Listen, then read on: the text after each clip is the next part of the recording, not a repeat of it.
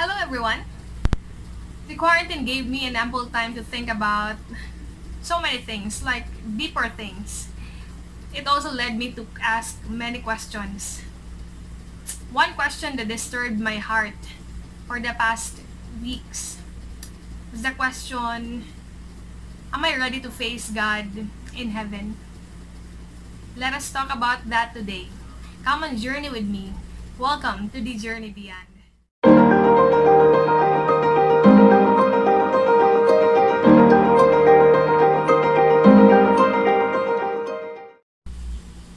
Am I ready to face God in heaven? In other words, am I ready to die? Questions I've been asking myself for the past weeks during this quarantine. Questions that led me to ask more questions to the Lord and to my own self. Like, who am I? What am I here for? What is my life's purpose? And how can I live out my purpose during this quarantine? When we started the quarantine, we thought na mabilis lang to. We thought na pang 1 week lang siya or ano lang siya, ganun lang. Okay lang, ganun. I started the quarantine without really a thought of a longer version of the quarantine because I spent it in the hospital with my mother. My mother got sick and ako yung nag-aalaga sa kanya.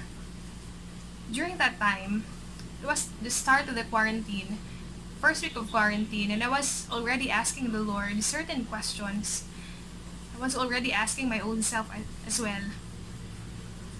Then it dawned on me, with the reality that I am witnessing at that moment, then it dawned on me that what if God will be asking me, Deanne, it's time. It's time to go home. Then I asked myself, am I ready? Am I ready kung darating yung panahon na the Lord will ask me to go home, to my ultimate home? Then it left me pondering for the past weeks.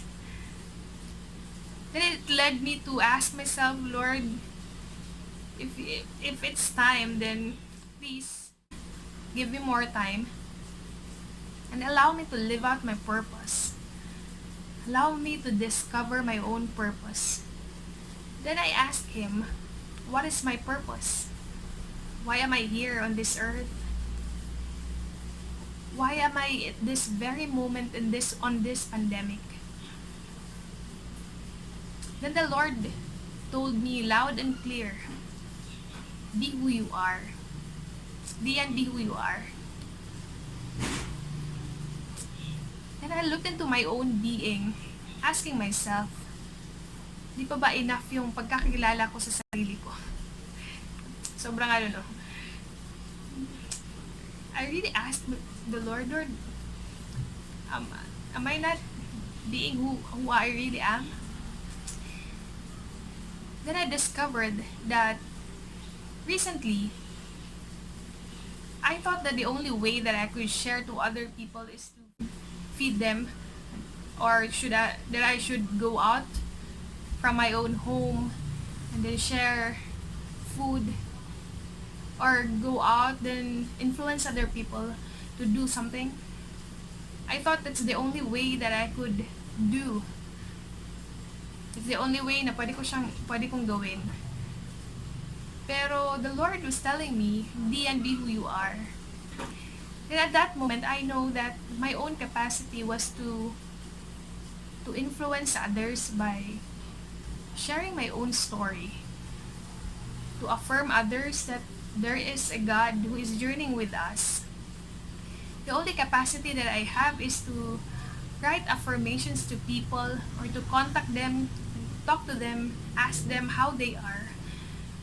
That's the only capacity that I know I have. Then I realized that for the past weeks that we are on quarantine, we're always focusing on looking at ourselves in social media and other people in social media. we're focusing on comparing ourselves on what other people are capable of, on what people are doing, what other people are doing at this moment. We're so busy comparing ourselves, our capacity with other people. Then I realized that it really happened with me, that I thought that I cannot do something because I am not someone.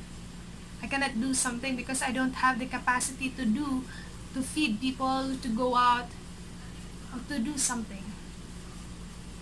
That's the hardest thing about nowadays. The greatest temptation that we have pala is the temptation to compare ourselves, the temptation to let other people be our standard. Always looking at ourselves with inferiority, na wala tayong magagawa kasi naka-quarantine ako. Kasi ito lang talaga yung makakaya ko. God is asking us and telling us today, be who you are. Be who you are. What are your gifts? What are your capacity? What are your own uniqueness? Then it led me actually to ask myself, ano bang meron ako? Ano bang pwede kong maibigay? What are my gifts? Ang alam ko lang talaga na gift ko ay makinig sa ibang tao. That's the only talent that I know I have. And I discovered that I have the gift of reminding people that God is here, that God is truly alive. I have the gift of listening to other people and to God. I have the gift of taking good care of my own family. And I think that's more than enough. We can do small things with great love, di ba? Sabi ni Mother Teresa. Small things with great love. Then ask yourself right now, what are your gifts? What are your gifts? Anong meron ka na pwede pong i-share to other people? Probably you are gifted with music. Then inspire people through your music. Probably you are gifted with words. Then inspire people with your words. Probably you're gifted with influence. Then influence people to do something. Probably you are gifted with power. Then use your power for the benefit of other people. I guess that's the reason why we could say that we have lived our purpose in life. Our purpose in life is to be who we are in the eyes of God, be who we are meant to be. Then surely we will live out our purpose and we will set the world on fire by being who we are. Right now, if the Lord will ask me again, Deanne, it's time to go home. Are you ready to face me? Probably my answer is, Lord, I already knew who am I. Na-discover ko na kung anong meron ako, kung anong gifts ang meron ako. And hopefully, you'll allow my own giftedness to be used, to be shared to other people. Then if it's time for me to go home, then I'll be happier to know that I have lived out my own purpose in the small steps that I could, in small ways that I could.